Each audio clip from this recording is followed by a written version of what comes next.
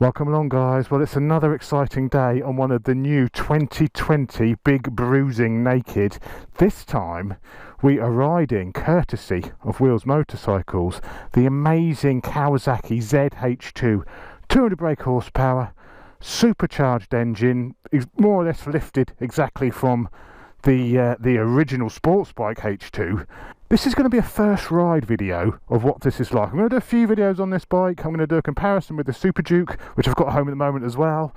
This on the road, but this video is going to be the first impressions video of the amazing Kawasaki ZH2. Roll the intro, Chopsy.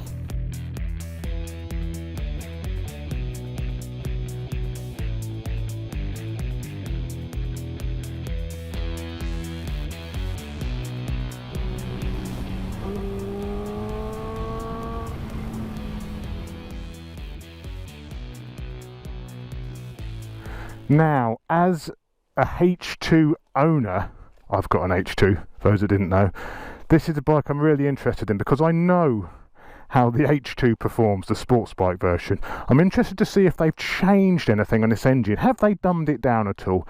Is it making the same sort of power? Have they changed the power delivery? How does that engine work in a naked bike? It's enough chatter. Let's find out. Oh, stepping onto it, I have just rode here, which is about a mile from my house. It's big, you know, the H2 is not a particularly light motorcycle. It feels, you know, it's a bit of substance to it, let's put it that way. So pulling away on this, it's all very refined, it's all very smooth. It's quite wide between your legs. I mean, the H2 engine is a fairly wide engine, it's a straight 4 engine, so you've got a bit of girth.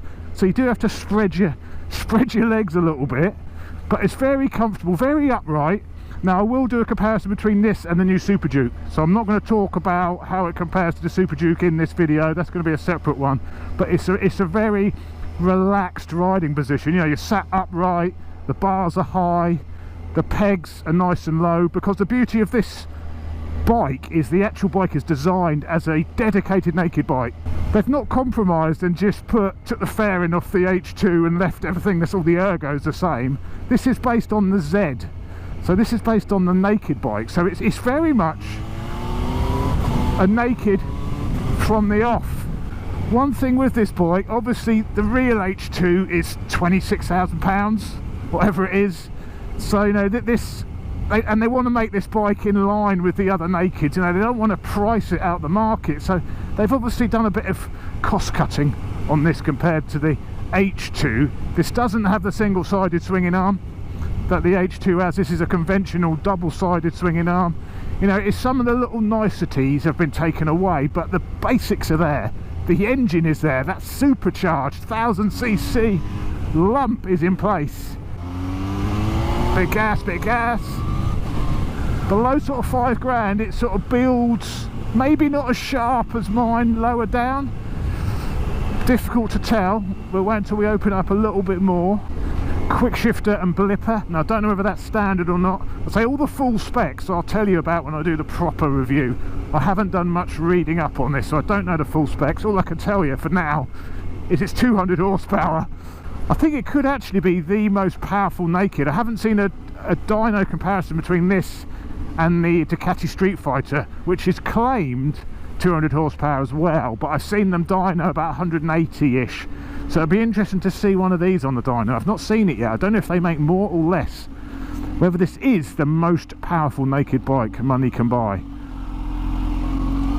With a little bit of chipping, it certainly would be. Whoa! Whoa! Oh yeah! That has got some go, and I'm pleased to see it's got that little chirp. It's got that little chirp to the supercharger. That little chirping sound is the actual blades of the supercharger breaking the sound barrier. That's quite cool. The problem is I've just got off of the new Super Duke, so that's got so much torque being a V-twin. This feels like it takes a little while to spin up, but once that boost comes in, my god, that does fly. That absolutely flies. Oh, that could be addictive. It's got all of the electronics, the IMU. They wouldn't put a 200 horsepower engine in a bike without some decent electronics. And this has got the full IMU, so the 6-axis IMU to control pitch, yaw, you know, all those directions. Because this is a wheelie machine. I could tell back there the wheel was coming up and it was killing it. It's 200 horsepower for heaven's sake. It's gonna be a bit mental. The brakes are Brembos, but they're not the Stylemas or the M50s. They're the lesser Brembo caliper, and it's got a Nissan master cylinder. So I was a bit worried the brakes wouldn't be all that, but you know, they've got a nice feel to them. They're quite progressive. They've got quite a nice initial bite to them. I haven't really slammed on them yet, but first impressions is the brakes have got quite a nice feel. I mean, you want good brakes on this bike. I think this bike weighs about 235 kilos, so it's quite heavy. So and it's fast, so you're going to want some brakes which work rather well. Right, let's see if we can dispatch with Mr. Mercedes. Oh yes, there's the chirpers. The suspension is the Showa big piston forks, adjustable for preload and rebound by the look of it. Let's give it a little bit of test out, that suspension. Actually, you know, it's a comfortable suspension, but there's nothing wrong with that. It handles much nicer than a 235 kilo naked has any right to.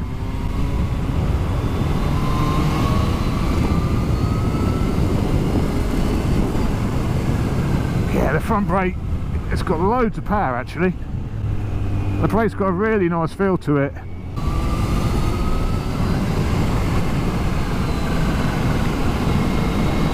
Supercharger just chirping away to itself. The switchgear looks nice. I can see you've got cruise control, different modes. I think you could change all this on the dash here. We'll go into a bit more detail of all the functions and features of the dash, but I see you've got a little display which shows the G factor and where the G's are on the bike. Fuel gauge, I've only got 2 blobs, that's quite annoying. I had half a tank when I left. And I think if you click on this,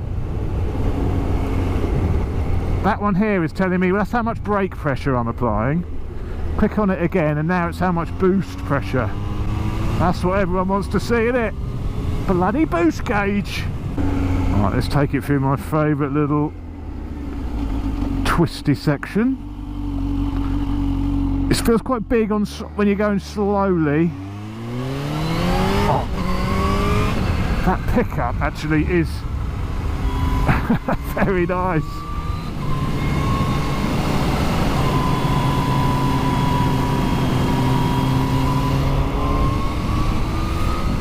It feels a little bit heavy, a little bit wallowy. You know, the suspension is set up, I think, to be sort of in the middle somewhere. Not just about performance, but comfort as well. But you know, it's not half bad.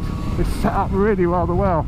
It's got an initial little flat spot, a bit like my H2's got that as well, mid-range, in the middle. Around 6,000 it goes a little bit flat before it absolutely kicks. This is a little bit similar to that, but it's silky smooth. Silky smooth. It's not intimidating to ride like that. You know, if that feels very nice, very smooth, certainly not, you know, outrageous. You could absolutely just cruise around on this without feeling the need to go bananas. And make a lovely bike just to go out on a Sunday and just have a pootle. You can do the pootling no problem on this, and I think once you get it past that 6 grand, that's when it goes into warp drive. Power, power, power, power, power, power, power, power, power. Oh yeah, wow, that gets you into 3 figures rather quickly. Sorry, officer. Blipper. It's like my H2 one, because these have got the dog ring gearbox. Mine's getting better as the miles are going on my bike. The quick shifter and blipper is getting better, but this is like mine was. It's a little bit stiff. Whoa! Whoa! Yeah, it's fast. Jesus, it's fast.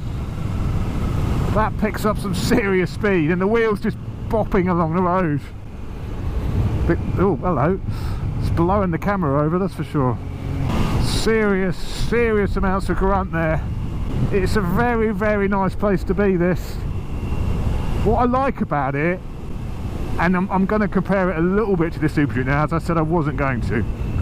I don't feel like I've just got to go mental on this. I feel like I can, oh look, bit of scenery to look at and enjoy. I'm not just thinking, oh, I've got to go fast. It's not razor sharp. It's not razor sharp. It's a bit soft, you know. It's a little bit flabby, but in a good way. It's like myself, you know, a bit soft, a bit flabby, but it's got a bite to it. It's quite quiet. You'd have to do something with the exhaust. I can really barely hear it. Really barely. It needs to be louder. An exhaust on it, bit of noise, bit of volume. Not too much. I'm not a massive fan of very noisy bikes, but I like to be able to hear what the engine's doing. You can't hear what the engine's doing.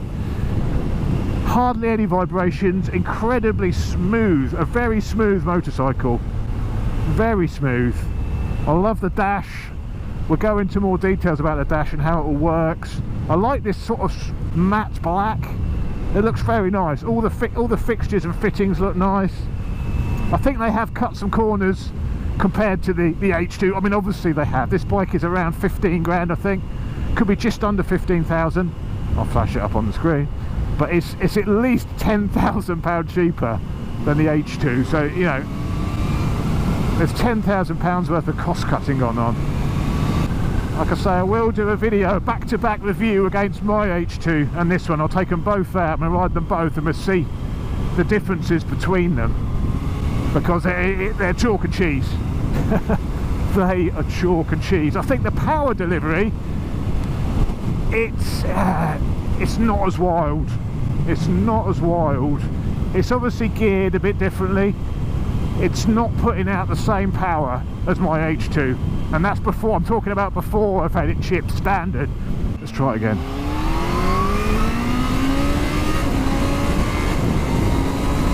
Yeah, you have got to hold on, because of the position that front wheel is dancing around. It can get a bit out of shape quite easily when it's off the ground. So, you know, because the back of the bike is compressing, because the suspension's quite soft, the front is coming up. The anti-wheelie's keeping it down, but it's dancing around a little bit, and that's slowing it down. I think that's slowing the bike down, because it's fighting with itself, fighting with its own anti-wheelie. Oh, she's a beauty. Oh, I'm going to spin it round. No, I'm not there. I'm not to someone's house. I'll spin around over here. The front brake, I'm really impressed with. Really impressed with the brakes. I'm worried that they may not be enough to haul this bike up, but they're very nice.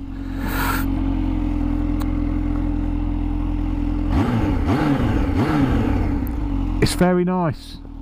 It is very nice indeed.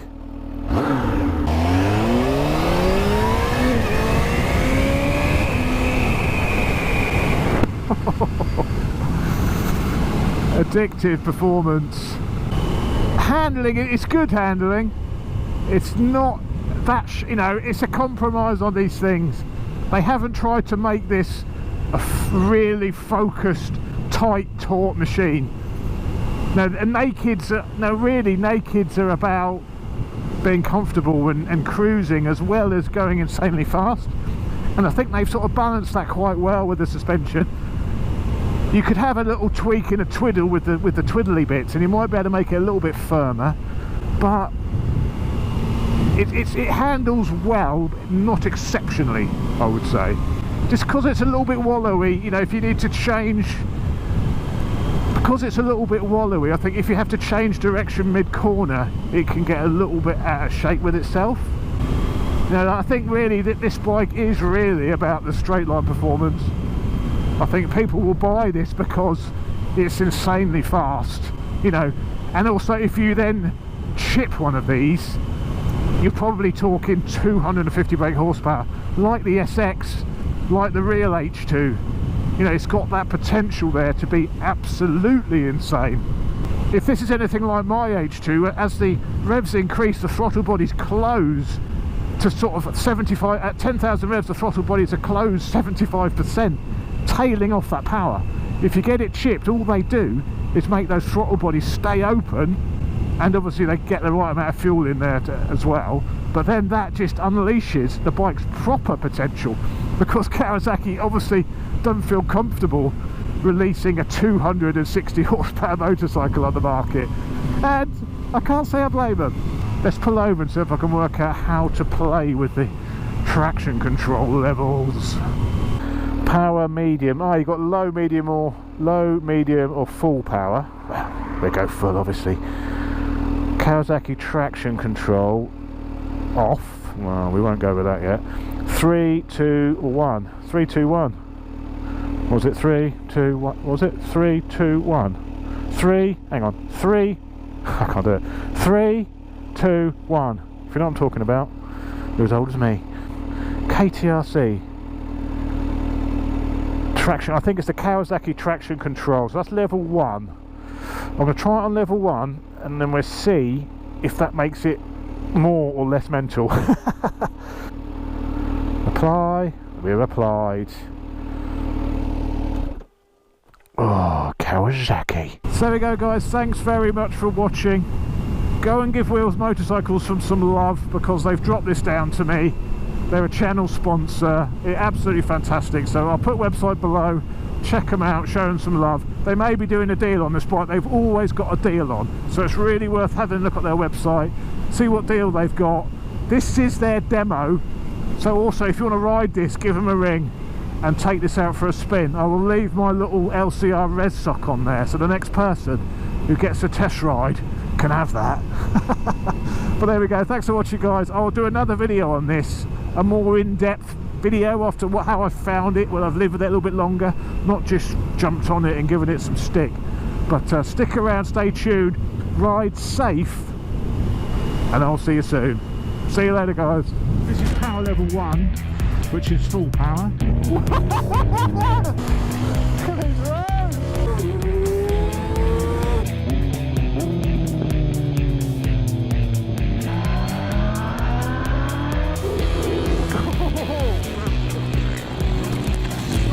It's bad, boy. What's she done here? I told you I was scared back there. Whoa! I've never dropped a bike before in my life. Whoa! That's it. That's it. Listen to this. Never mind getting beat up. Give me this any day of the week.